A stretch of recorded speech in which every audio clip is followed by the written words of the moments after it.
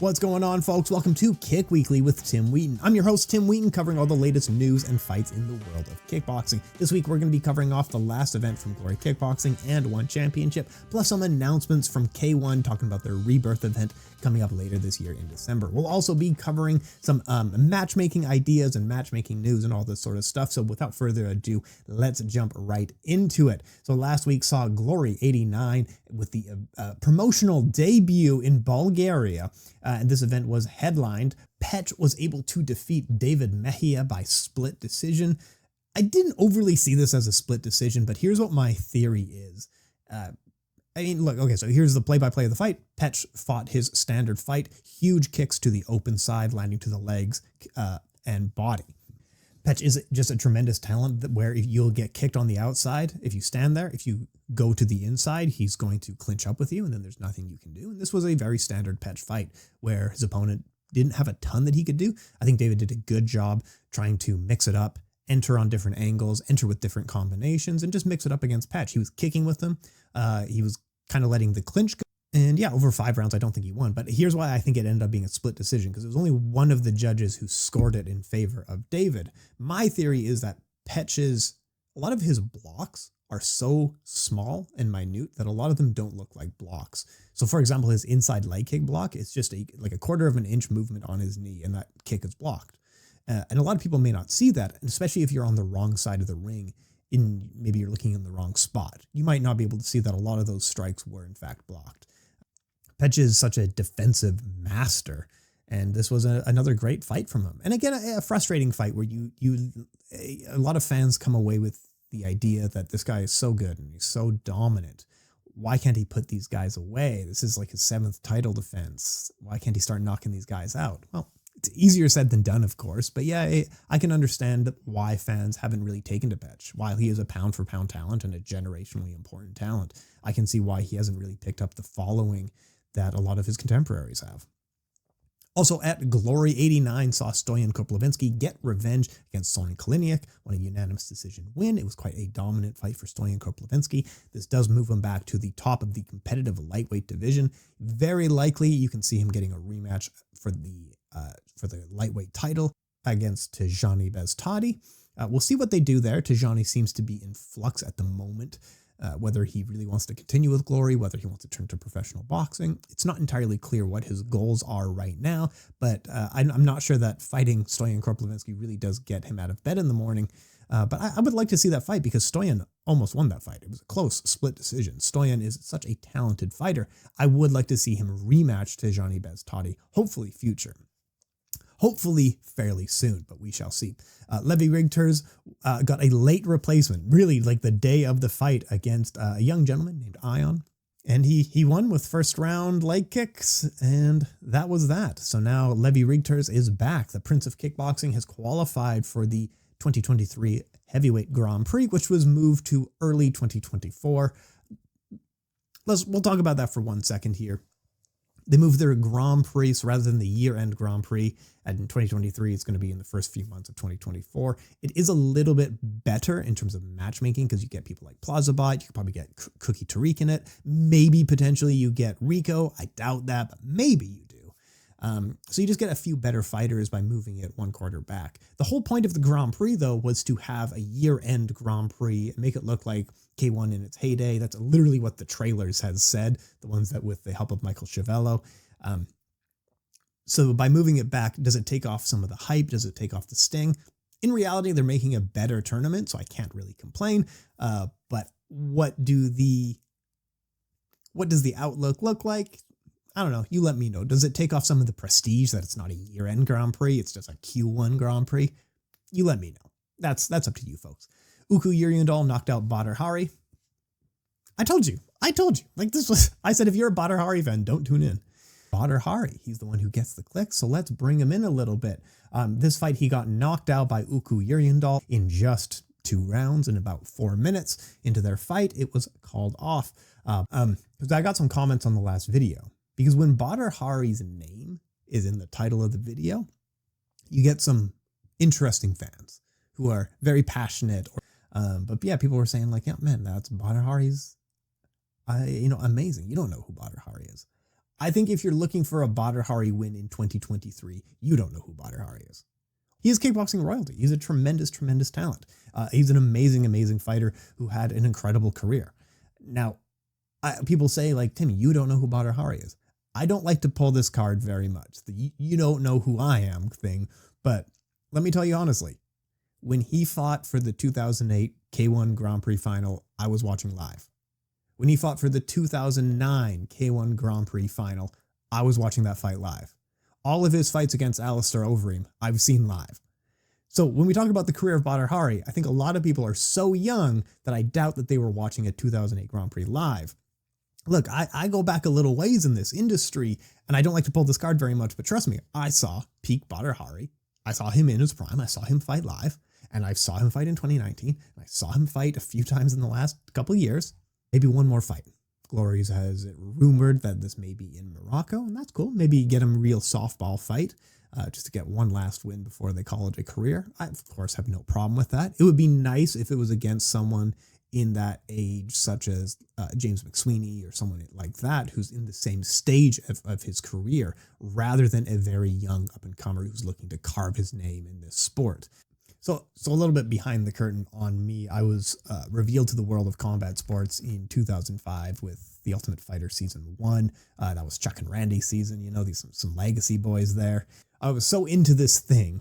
I was enamored with this thing that I immediately made sure to watch every event. I know I was a young guy at the time too, but I was sneaking into bars to watch UFC fights. At the same time, I went and registered in like catch wrestling and jiu-jitsu classes. I was in, there wasn't really a kick sport type class in the town that I was in, but I registered in Kung Fu a few years, you know, down the line. I went into amateur boxing and stuff like that. But the key part is that I haven't missed many fight events over that time. I've probably seen I went out and very quickly picked up every Pride FC DVD. I bought every UFC event on DVD. I bought K1. I was even part of various groups to make sure that all the K1 events always had uploads on them on the torrents and stuff like that. Don't tell anyone that. That's a secret between us, okay? But look, at a certain point, I had every UFC, Pride, and K1 fight somewhere, either on a hard drive or on a DVD. And that really didn't change over time. And over time, K1 got a lot harder to watch, in all honesty, because back in like 2008 and 2009, even though we had very slow internet connections, it was easier to stream fights at that time, only because television service providers didn't know what we were doing. So you could actually get multiple different stream options for a televised event. So in all honesty, even though the last K1 event may have been on Fight TV or DAZN or YouTube, I had more problems. It was easier to watch a K1 fight event in 2009 by far. Whether you were buying it legitimately on HDNet or watching it on an illegal stream, it was way easier. But now there's so many there's far better copyright infringement laws in place now. So it's much harder to stream. But if you were an MMA fan back in the pre-2010 era, you could do almost anything on the internet and no one knew what you were doing. No one had any clue. After 2010, things got a little bit tougher. You had to start watching them live. The DVD market also dried up quite a bit, so that became less of an option. And not because DVDs weren't produced, they weren't in stores like they used to. Because you used to be able to walk into like a random CD store and they had Pride DVDs just sitting around, or UFC DVDs just sitting around, or even K1 DVDs just sitting around. So that was a very easy thing to pick up. Post 2010, it became a lot tougher. They started cracking down on torrents. They started cracking down on live streams. And then for a lot of places, you really couldn't, you couldn't even watch K1 through legitimate means for quite a while there. Still now, even now. But yeah, so at a certain point during COVID, I was sitting there watching fights from the UK. I was watching fights from Singapore. I was watching fights from Poland. I was watching fights from Japan. And then I would stay up late to watch fights from the US. And I was sitting there on Reddit trying to talk to people. And I realized that nobody was watching as much fights as I was in a given weekend. And I thought, screw it, someone should pay me for doing all this work. And that's how we got here. So I started my combat sports career just because I was unimpressed with the fan. I thought the fans should be better than this. And I realized there's no reason for watching all these fights consecutively if I don't have anyone to talk about it with. And that's how you guys got here. And massive thank you to this community. I do see you guys on the forums. I see you guys on the Reddits, the Twitters. I see you guys on the Discords. I'm not going to name names, but I really appreciate each and every one of you. This is such a fan-supported community, and I absolutely massively appreciate this. I massively appreciate you folks. Thank you so much for everything. But yeah, I just want people to know when they're bringing ideas up of like, you don't know who this guy is. Shut up. I watched him live. Anyway, let's actually get into Glory 89 now after that little runaround. Due to fan requests, I'm trying to stretch the length of these episodes. We're just going to be rambling here and there. Bogdan Stoica was able to get an upset victory via unanimous decision against Luis Tavares. Man, Luis, I want to see him get back into form here. He's really been struggling for this last few fights. I think he's such a tremendous talent. This was a disappointing loss because I think he can still win against Bogdan Stoica. Yeah, this was just a really unfortunate one. And both of them at the last minute apparently adjusted to a catchweight fight, and that wasn't announced publicly until after the weigh-ins. But yeah, we'll see what they do with Bogdan Stoica next. The light heavyweight division is slowly getting built up a little bit more, so you got to think maybe he jumps to the front of the line, and maybe he's one fight away from fighting for a title. But yeah, we shall see what happens there. And of course, like we talked about, Muhammad Toshasi, the Infusion staple middleweight fighter, was able to have a very successful debut in Glory Kickboxing in the competitive middleweight division. He got a second round TKO stoppage against Edward Alexinian. Really impressive debut from Muhammad Toshasi. He is a young man. He's a very skilled man, and he's also in the middleweight division, which could use a lot more contenders in it. So you can probably, you will very likely see him rise to the top of this division very soon. All right, folks, moving forward here, let's get into One Championships, One Fight Night 15. There was 2 kickboxing bouts that had different storylines coming out of them. Let's talk about Jonathan DeBella defending his strawweight kickboxing crown against Mini T, Daniel Williams via unanimous decision. Jonathan DeBella, the Canadian-Italian fighter, is finally back, and he was looking sharp in there as well. After some time away, it's great to see him back in the ring. It was a very impressive performance from him. He was looking sharp with his kicks. He was looking incredibly sharp with his hands especially. You can clearly see that while he is an undefeated kickboxer, he is also an undefeated professional boxer as well. And you can really see that when he's punching. His professional boxing technique, it's so sharp. He's so fast with his hands that as much as he is a great kickboxer, his hands are just where it's at. Just absolutely amazing work. Of course, when you have professional boxing experience and you are trained as a professional boxer, there's certain things that you're going to do. And one of them is leaning on your front foot when you punch, because that's where you're generating all your power, is leaning on your front foot. And that is the success that Daniel Williams was able to have. While Jonathan DeBella was leaning on his front foot, you were really able to see Daniel Williams land the lead leg kick over and over and over again. And Daniel Williams was having tremendous success with that kick. He was having really impressive work. There was clear and visible bruising on the lead leg of Jonathan DeBella. And that is what's going to happen if you come in with, when you're switching between kicking and punching. If you go right to a boxing stance, you're going to be heavy on the lead leg, and people are going to have success kicking that lead leg out. Now, his next fight probably is going to be against Zhang Paiman. Zhang Paiman is booked against another fighter later this year, and then with a win, they'll probably do a rematch between Zhang Paiman and Jonathan DeBella. Zhang Paiman, considering who they booked him against, it's probably a nice, easy win. I can't help but think that Zhang Paiman is going to be looking at that lead leg as a very clear target when DeBella is punching. If you're going to be heavy on the lead leg, it's going to be a clear target. However, this is a tremendous victory for Jonathan DeBella. Really impressive work. Some very good highlights. I think he won some good headlines this weekend, and I can't wait to see Jonathan DeBella back in One Championship.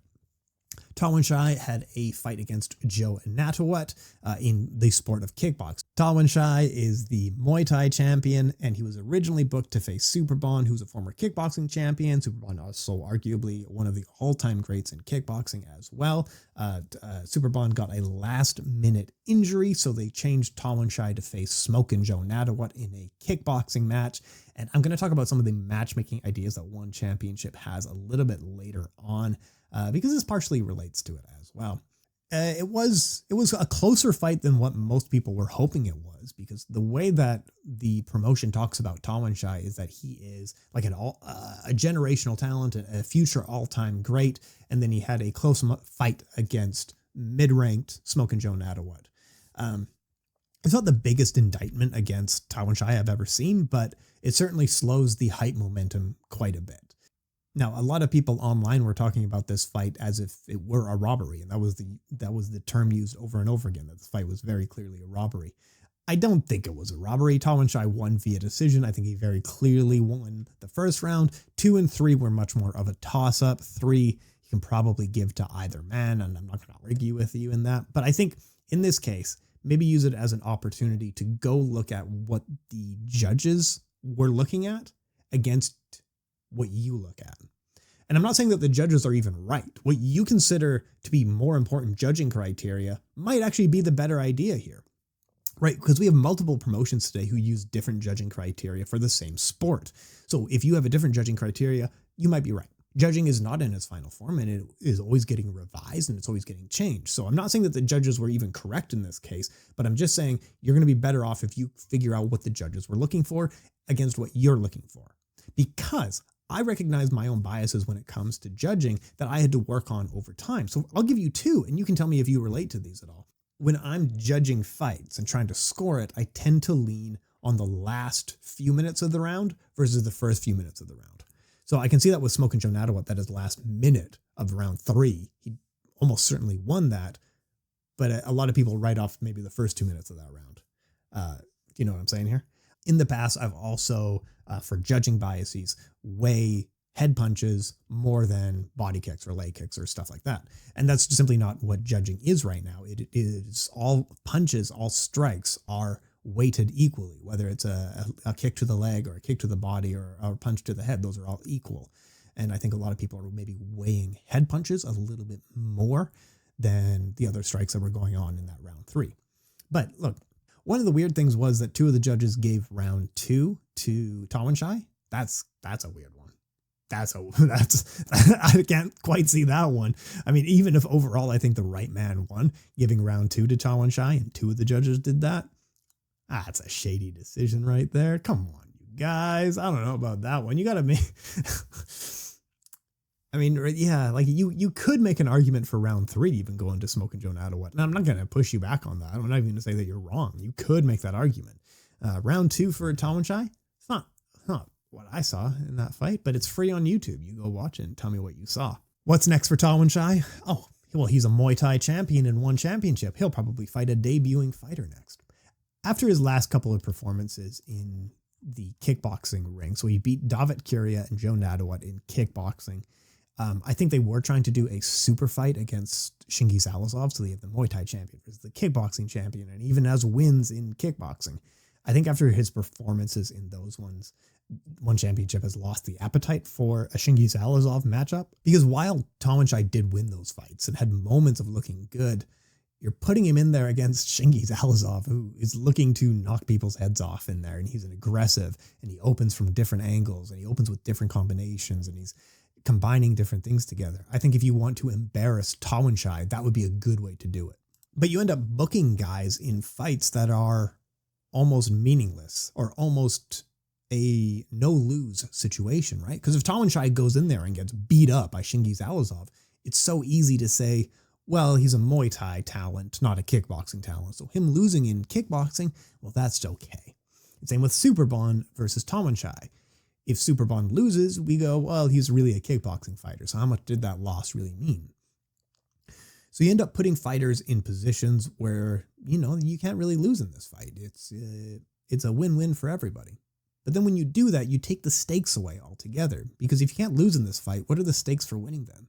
Like, who cares who wins this fight? It's a person from one sport fighting a person in their sport, and then the person in their sport wins. So what are the actual stakes here? Luke Thomas had brought this up on his most recent episode of Morning Combat as well, just commenting on how weird one championship's submission grappling division is, because it's a submission grappling amazing fighter versus just some guy, basically. It can be an MMA fighter, it can be a Sambo fighter. Open Note Grappling also had a really good article on this as well, of saying like all these amazing grapplers are not fighting other amazing grapplers. They're fighting people who have no records in submission grappling, or they're from Sambo, or they're from MMA. So you're asking a specialist to defeat some guy. Now, if Luke Thomas knew more about kickboxing and Muay Thai, he would probably say the same thing. that, oh, by the way, if you ever see Luke Thomas talking about kickboxing, a little behind the curtain here for you. If you ever see Luke Thomas talking about kickboxing, it's me. I'm his consultant. That's not even a secret. Like, that's just one of the open things that we talk about sometimes. But yes, whenever he needs to cover kickboxing, he messages me. Anyway, love Luke Thomas. Great guy. One of my favorites. Always listen to him. Luke Thomas knows submission grappling, so he can very easily look at Mikey Musumeci's record and look at his wins over Shinya Aoki, Masakatsu Imanari, and others, and just say, like, these aren't really valuable or good wins. Those aren't jiu-jitsu greats versus jiu-jitsu greats. It's jiu-jitsu great versus some guy. And again, like I said, if he's looking at the Muay Thai and kickboxing divisions, he would probably find a lot of those same things, where even someone like Tawanchai, as good as he is, that win over Petpanomrung is simply incredible, but his other wins are just pretty good. They're just all right. Rodtang, very similarly. One championship with Rodtang, they were very, very well aware that they had a megastar on their hands, and they didn't entirely know what to do with him.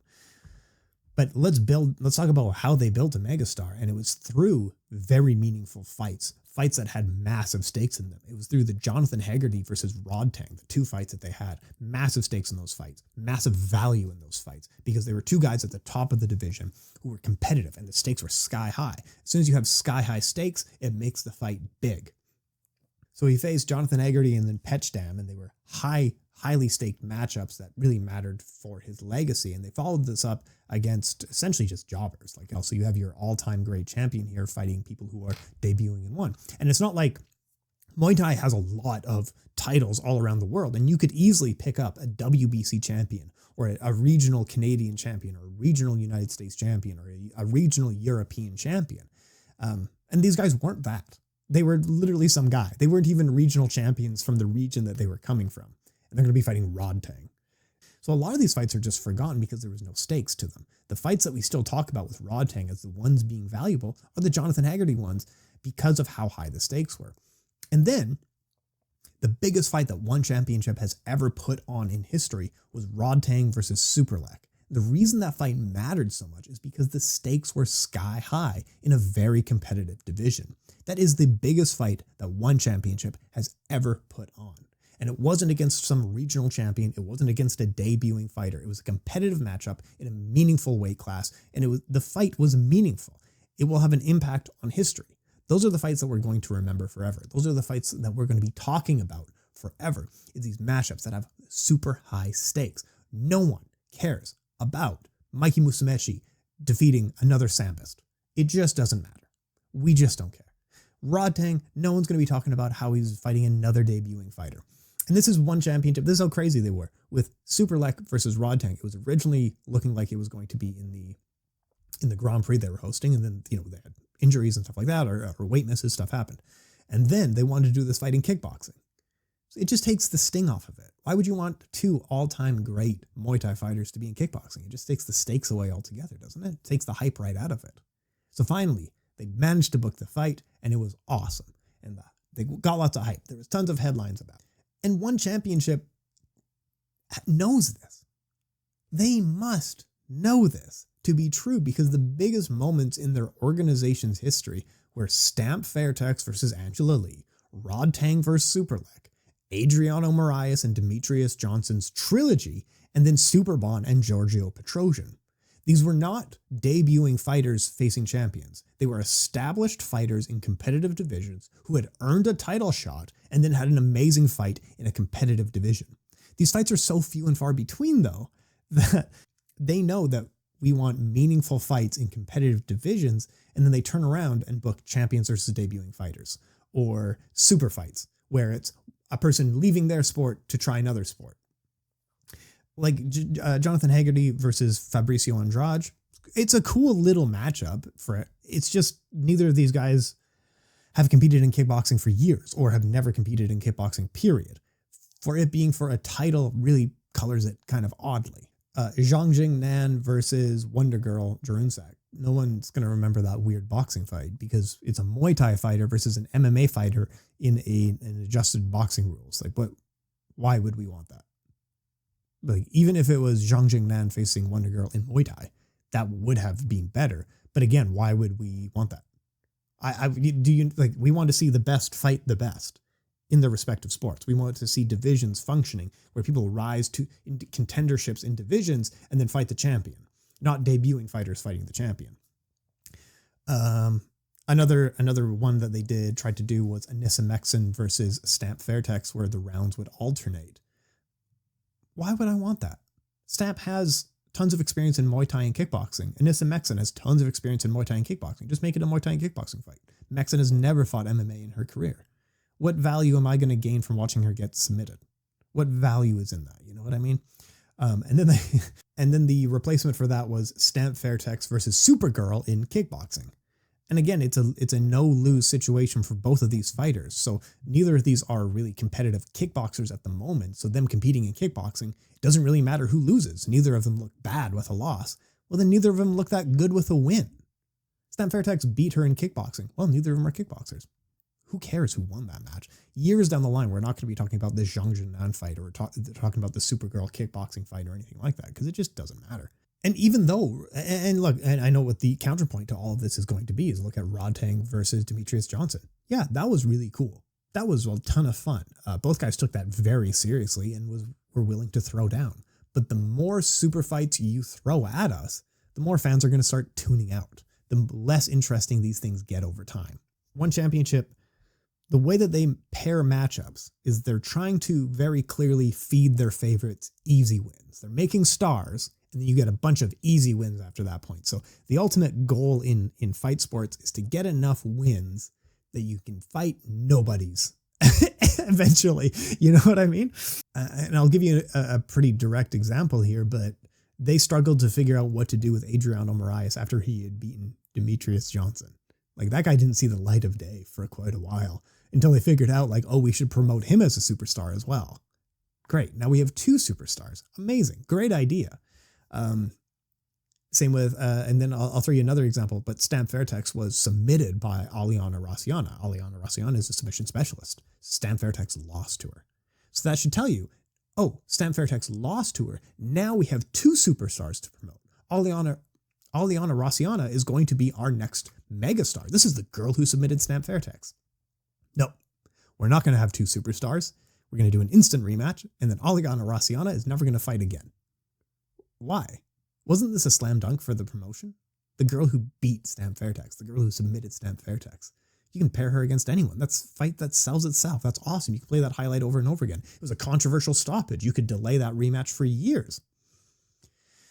But nope, instant rematch, and then Aliana is never seen again.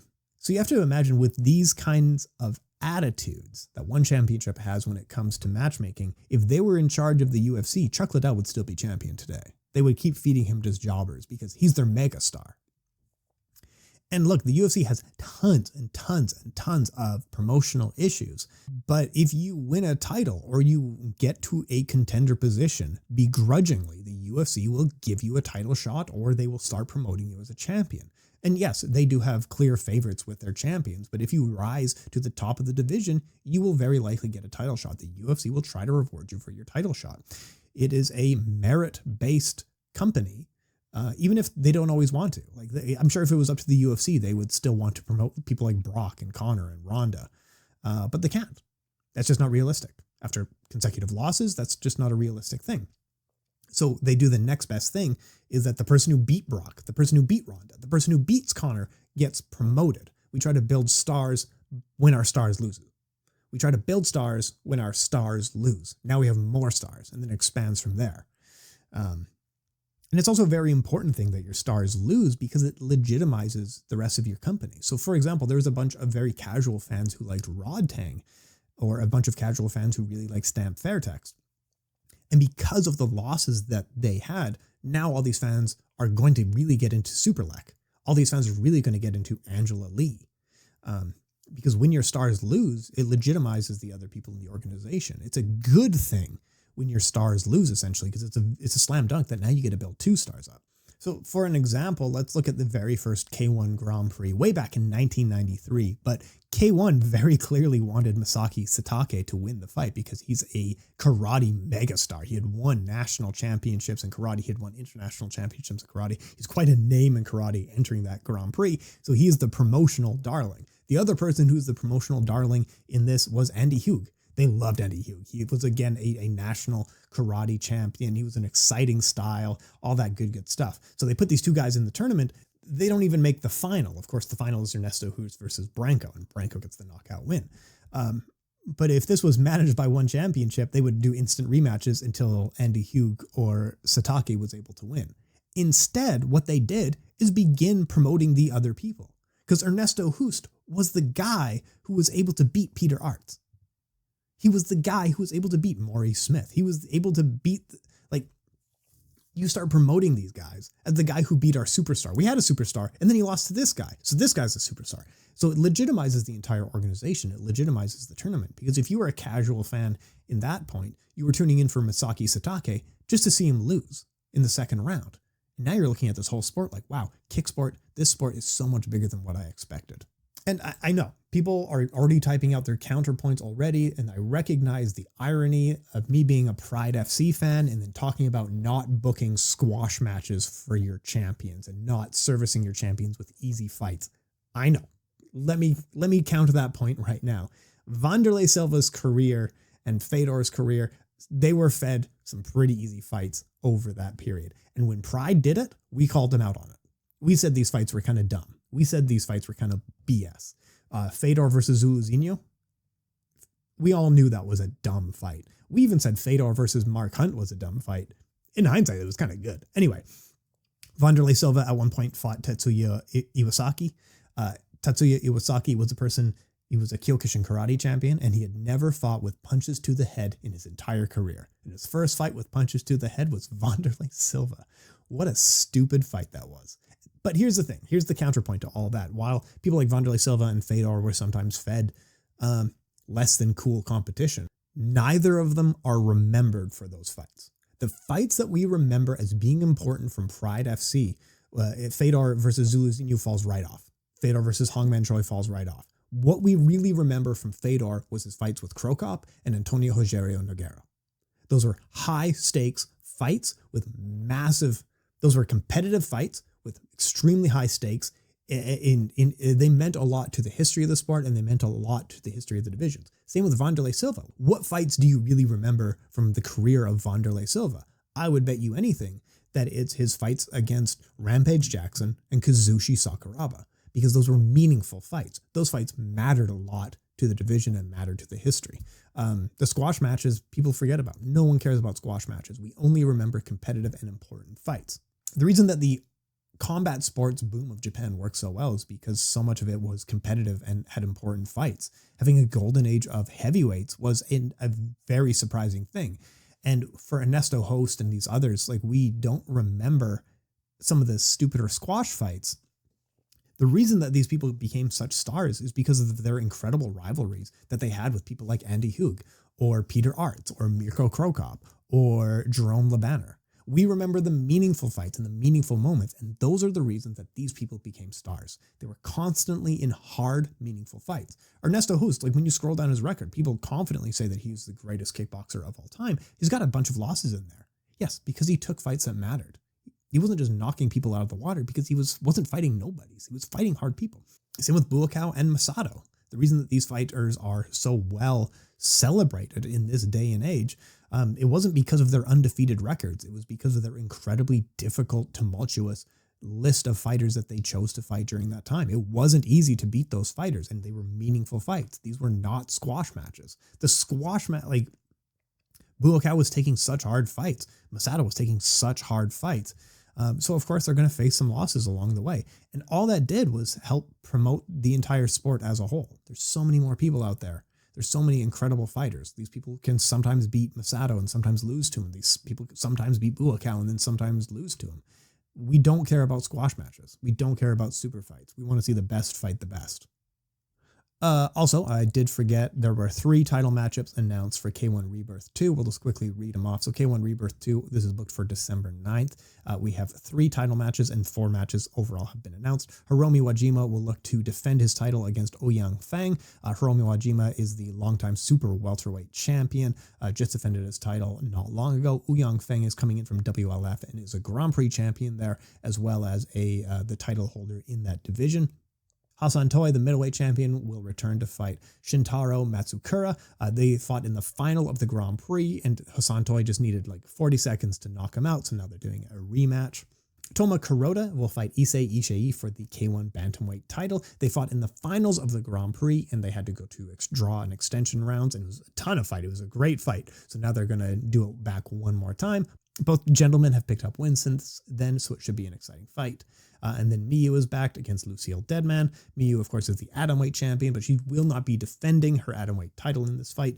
Lucille Deadman is an Australian national Muay Thai champion. So it should be a fun fight. And that's going to be K1 ReBIRTH 2, booked for December 9th. K1 ReBIRTH 2. Who's naming this? What the hell's this?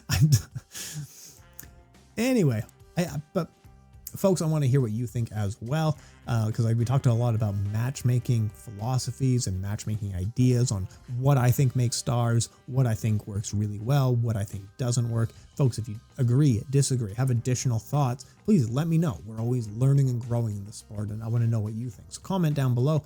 Come at me on Twitter, come at me on Instagram. I'm always happy to talk to you folks. But folks, that is the week in kickboxing. Appreciate your time so much, and we will talk to you folks very soon.